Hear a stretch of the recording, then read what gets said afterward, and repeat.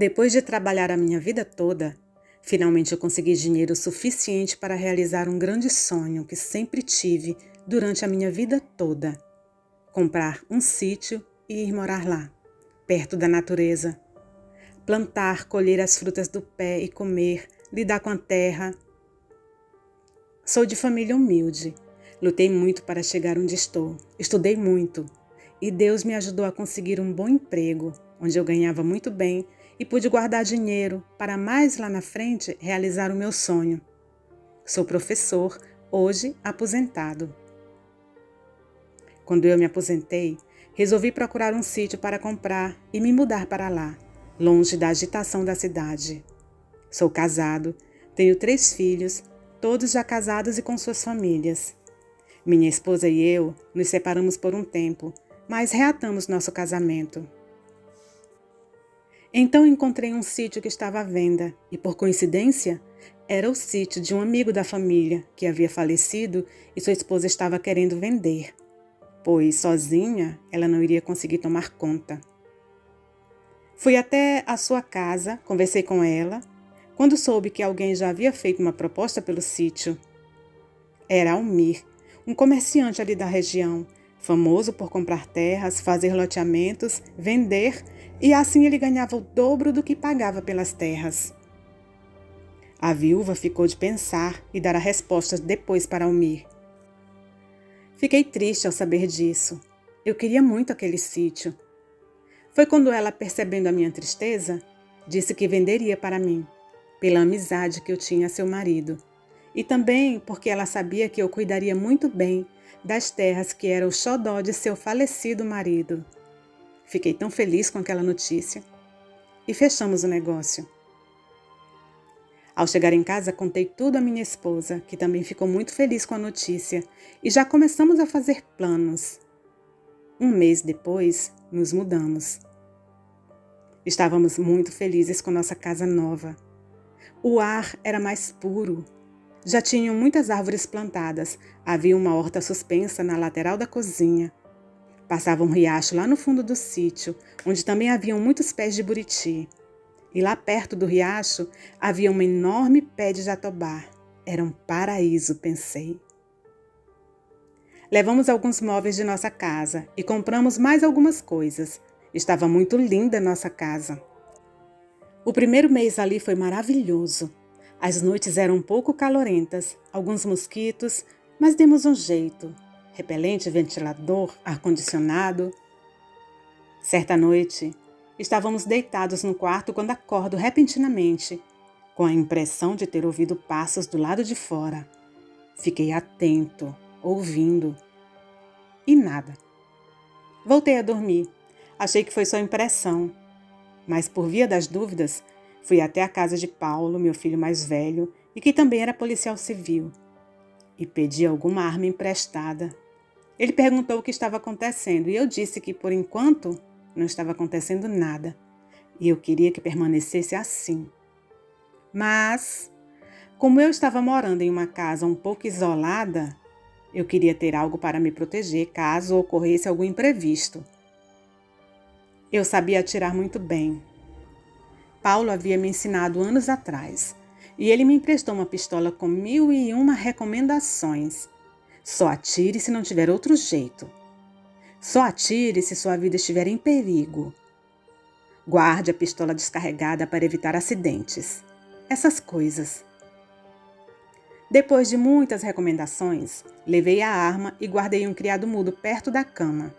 Claro que avisando Marta, minha esposa, de ter muito cuidado e de preferência nem pegar na arma. Uma semana depois, recebi uma visita de uma criatura que só pode ter vindo do próprio inferno. Era por volta de meia-noite e, pelo hábito, costumo dormir tarde. Eu estava de luz apagada, esperando o sono chegar quando ouço. Foi como se um animal estivesse cheirando em minha janela, fungando ali para sentir meu cheiro, algo assim. Fiquei espantado. Que bicho faria algo assim? Fui até a janela, que era de madeira e tinha umas coisas parecidas com venezianas, e pude ver um pouco lá fora. E ele estava ali, peludo, muito peludo, negro. Não senti fedor não, como dizem alguns relatos que já ouvi. Senti mesmo, foi medo quando eu vi a cara dele. Uns dentões para fora da boca, olhos amarelos brilhantes. Ele estava de 4 e olhava para cima da minha janela, como se soubesse que eu estava ali olhando para ele. Ele então rosnou ferozmente, olhando para minha janela como se soubesse que eu estava ali. Dei 2 passos para trás, aterrorizado. Meu pensamento acelerou, querendo descobrir o que era aquilo. Um cachorro? Um lobo? Lobo não pode ser. Mas tem tanto contrabando hoje em dia? Será? Ai, que bicho esquisito. Algo me dizia que aquilo não era nada que eu já havia visto antes. Sentei na cama e lembrei da pistola. Peguei e fiquei com ela nas mãos, pensando, enquanto Marta acorda e me pergunta se estava tudo bem. Eu faço shh, cala a boca. E percebi que o bicho correu, indo em direção à porteira.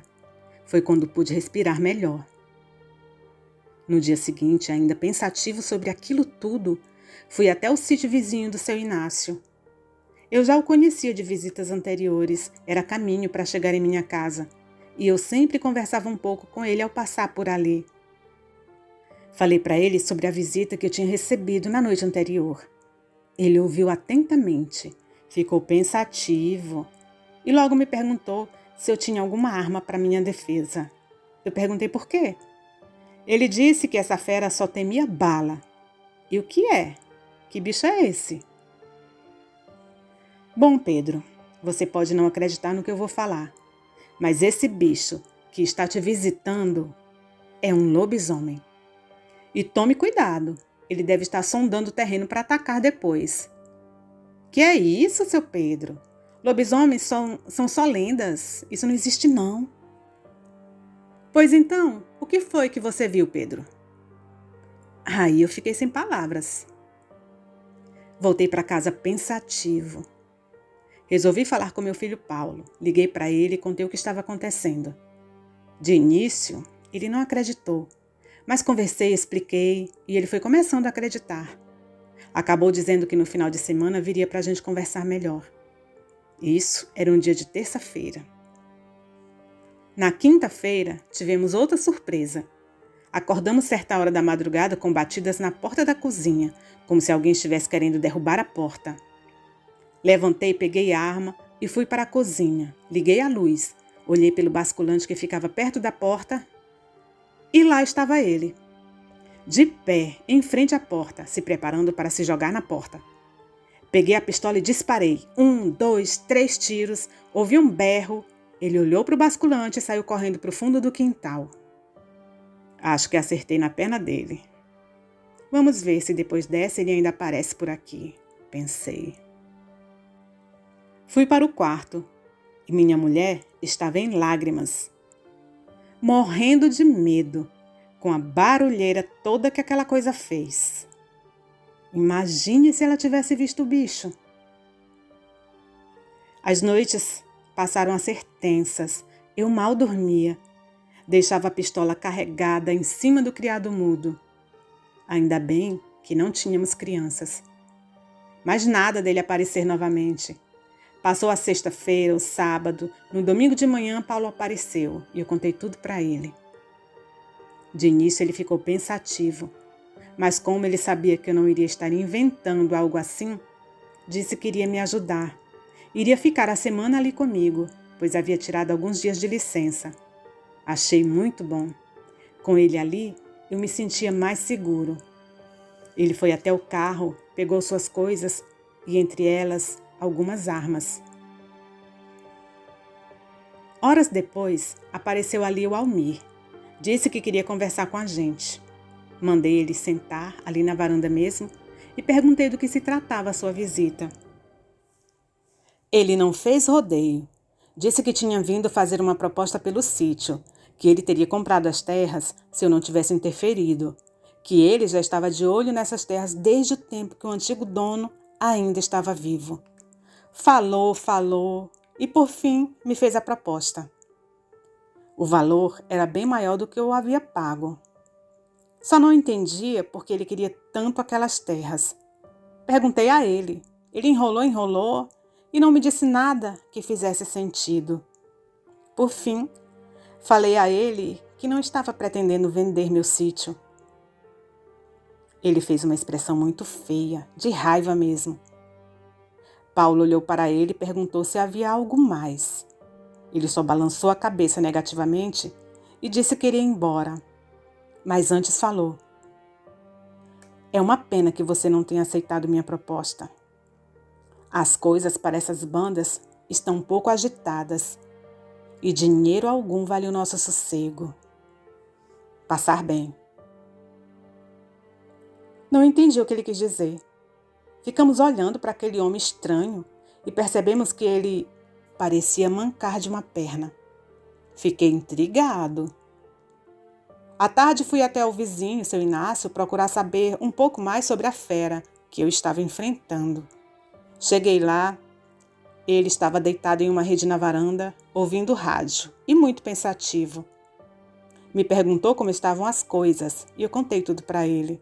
Inclusive que eu havia atirado no bicho e certamente havia pego o tiro. Ele só balançou a cabeça afirmativamente e pensativo. Seu Inácio aparentava ser bem mais velho que eu e deveria saber de muitas coisas ali da região. Perguntei então como matar um bicho desses. Ele pensou um pouco e depois respondeu: "Matar por quê, meu filho? Todas as criaturas foram feitas por Deus, esse também. Muitas vezes esses seres não têm culpa de terem nascido assim. Foi coisa do destino e eles têm que viver uma vida de sofrimento. Na forma humana, eles são pessoas normais, têm uma vida normal, mas foram fadados a cumprirem uma sina que muitas vezes sequer eles têm culpa." "Como assim, seu Inácio? Aquela coisa de bondade não tem nada. Se ele entrasse em minha casa, eu e minha mulher estaríamos mortos, tenho certeza. Se eu não tivesse como me defender aquela noite, eu já era." "Eu só quero te dizer, Pedro, que nem todos os lobisomens são maus, nem todos." "Ah, seu Inácio, não vem com essa não. Então me diga aí, como eu mato ele?" Ele suspirou e disse: "Só com uma bala de prata." Olhei para ele e agradeci. "Bom, ou não, se ele aparecer em minha casa novamente, eu vou atirar para matar." Agradeci e fui para minha casa. Não gostei nada da conversa do vizinho. Parece até que ele estava defendendo o lobisomem. Como pode? Se fosse com ele, eu queria ver. 3 dias depois, por volta de umas 23 horas, ele apareceu novamente e veio mais irado que antes. Chegou em nossa casa, em nossa porta, deu um uivo que me arrepiou todo. Paulo saltou da cama já pegando as armas. Eu peguei minha pistola. Paulo foi para a porta da frente e eu para a porta da cozinha. Ficamos ali observando, esperando o próximo passo dele. Só deu tempo de ele correr umas 3 vezes ao redor da casa. Parece que queria nos aterrorizar. E estava conseguindo. Mas então ele parou bem em frente à porta da sala e ficou em pé. Paulo estava ali já preparado, quando ouviu os disparos. Paulo se adiantou e meteu bala no bicho. Corri para lá e pelas frestas da janela vi o bicho cair, bem ali no terreiro. "Que bala de prata nada", falei. "Quero ver quem fica de pé depois de levar 6 tiros no peito", disse Paulo. Ficamos um tempo ali, observando para ver se iria levantar, mas o bicho foi ficando com a respiração cada vez pior. Arfava de um jeito estranho, como se quisesse falar. Marta estava ao nosso lado também, olhando para aquele ser, incrédula. Falei que deveríamos ir lá fora verificar, mas Marta disse que nenhum dos dois sairia dali. O bicho poderia estar fingindo. Ficamos ali na sala os 3, esperando amanhecer o dia para ver o que iríamos fazer com aquilo. Nos arrumamos por ali no sofá e de vez em quando alguém ia ali na janela verificar se o bicho ainda estava lá no terreiro. Quando percebemos, O dia já estava amanhecendo e resolvemos abrir a porta. E para nossa surpresa, não havia mais ali uma fera, e sim um homem, despido, todo ensanguentado. Ficamos sem saber o que fazer, um olhando para o outro. Foi quando vimos alguém chegando ali na porteira do sítio. Era seu Inácio. Veio se aproximando com um semblante muito triste. Parou, olhou para o corpo do homem ali no chão e lágrimas começaram a escorrer de seu rosto. Aquele homem ali, morto no chão, era o Almir, o homem que queria comprar nosso sítio a todo custo. E para o nosso espanto, seu Inácio falou o seguinte: eu vou levar o corpo de meu filho para sepultar. Ao menos isso eu quero fazer por ele. Ficamos sem saber o que dizer. E ele levou seu filho e o sepultou no fundo de sua propriedade. Depois, em uma conversa com seu Inácio, ele me falou que seu filho havia nascido com essa maldição. O porquê, ele não sabia, ninguém sabia. E nem tinha notícias de algo assim em sua família. E que de uns tempos para cá, Almir estava obcecado em comprar o sítio que era meu, para juntar os 2 sítios. O pai tentava tirar isso da cabeça dele, mas ele parecia irredutível.